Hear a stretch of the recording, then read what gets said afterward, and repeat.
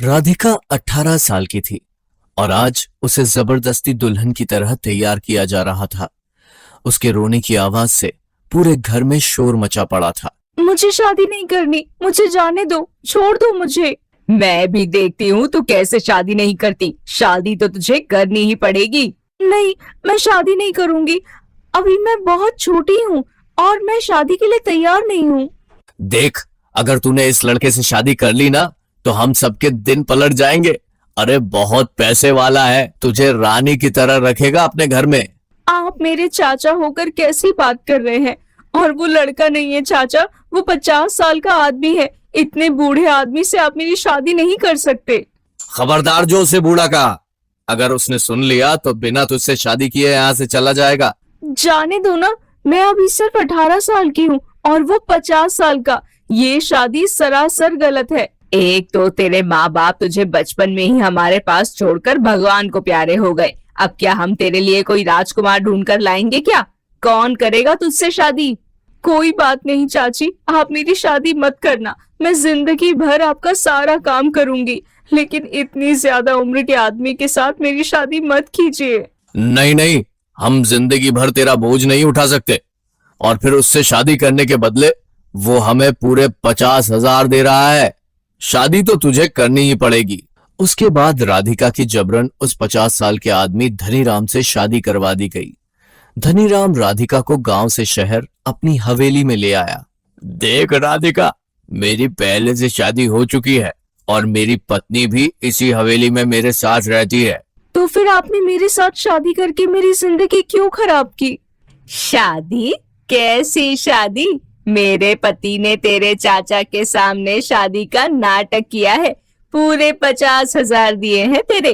अरे हमें तो घर के काम करने के लिए एक नौकरानी चाहिए थी जो जिंदगी भर हमारी सेवा करे। और हमारे कोई संतान भी नहीं है। जब तू हमें एक बेटा पैदा करके दे देगी तो उसके बाद तुझे जिंदगी भर घर में नौकर की तरह काम करना पड़ेगा। समझ गई? आप अपनी पत्नी के रहते किस तरह की बातें कर रहे हैं? आपको शर्म नहीं आती? इसमें शर्म की क्या बात है? मुझे भी अपने बुढ़ापे का सहारा चाहिए। और वैसे भी कौन से मेरे पति तुम्हें जिंदगी भर अपने साथ रखने वाले हैं?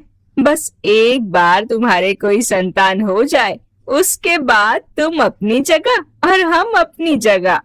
कुछ महीनों के बाद जब राधिका ने एक बेटे को जन्म दिया तो बेटे को जन्म देते ही उस बच्चे को राधिका से छीनकर धनीराम की पत्नी ने अपने पास रख लिया। मुझे मेरे बच्चे के साथ रहने दो, वो मेरा बच्चा है, मैं उसके बिना नहीं रह सकती। खबरदार जो उसे अपना बच्चा कहा। तू इस घर में सिर्फ एक नौकरानी है। उस बच्चे की माँ मैं हूँ। देख लड़की, तेरा काम पूरा हुआ। अब तो घर का काम काज संभाल और खुश रह। भूल जा इस बच्चे से तेरा कोई लेना देना भी है।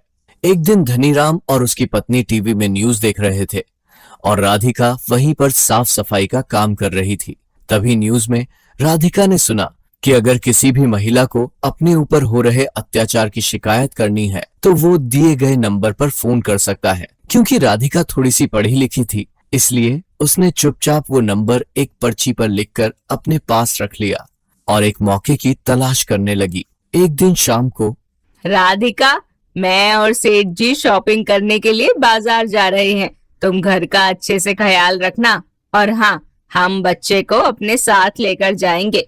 मुझे तुम पर बिल्कुल भरोसा नहीं। धनीराम और उसकी पत्नी घर से बाहर निकल गए।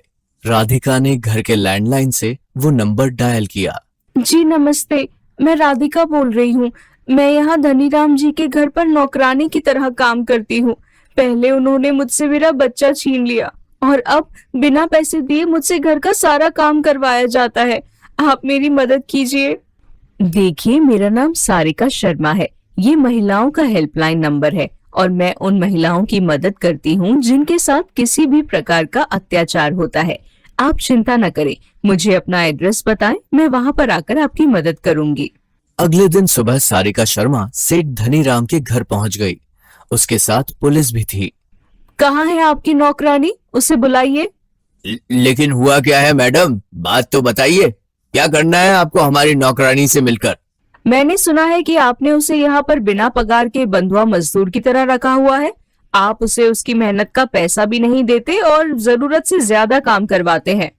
अरे नहीं नहीं, आपको कोई गलत फहमी हुई है। हमारे यहाँ तो कोई नौकरानी है ही नहीं। मैडम आप जाइए यहाँ से, लगता है आप गलत जगह पे आ गई हैं। धनीराम की पत्नी बच्चे को गोद में उठाए वहां पर आई। ये बच्चा किसका है? जी मेरा है। मेरा मतलब हमारा है, और किसका है? लेकिन आपको देखकर तो नहीं लगता कि आपने 1 महीने पहले बच्चे को जन्म दिया है। आपकी तो उम्र भी काफी ज्यादा लग रही है। नहीं नहीं मैडम, ये बच्चा हमारा ही है। सारिका शर्मा अपने साथ पुलिस को लेकर आई थी। उसने पुलिस इंस्पेक्टर से कहा, इंस्पेक्टर साहब, आप इस घर की तलाशी लीजिए। मुझे लगता है ये लोग कुछ छुपा रहे हैं। जी मैडम। इंस्पेक्टर ने जब घर की तलाशी ली तो उन्हें स्टोर रूम में हाथ पांव बंधी हुई राधिका मिली। वो उसे बाहर लेकर आए। राधिका के शरीर पर मारपीट के काफी निशान भी नजर आ रहे थे। मैडम, ये बच्चा मेरा है। मैं इसकी सगी माँ हूँ। मैं समझ सकती हूँ, तुम चिंता मत करो, तुम्हारे साथ जस्टिस होगा।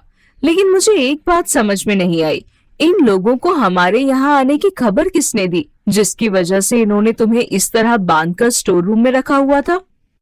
बाजार जाने से पहले मैं लैंडलाइन का ताला लगाना भूल गया था। घर आने के बाद मैंने घर के लैंडलाइन का नंबर रीडायल करके देखा था।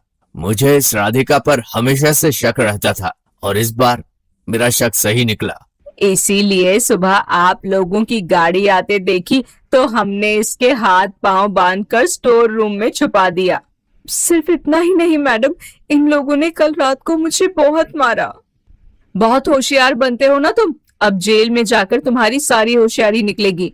इंस्पेक्टर साहब, गिरफ्तार कर लीजिए इन दोनों को। अब मैं अपने बच्चे को लेकर कहाँ जाऊंगी? मेरे चाचा ने तो मुझे पहले ही इस आदमी को बेच दिया था। तुम चिंता मत करो राधिका, हम तुम्हें नारी निकेतन भेजेंगे। वहां पर तुम्हारी और तुम्हारे बच्चे की अच्छी तरह से देखभाल होगी और तुम्हें कुछ रोजगार भी दिया जाएगा।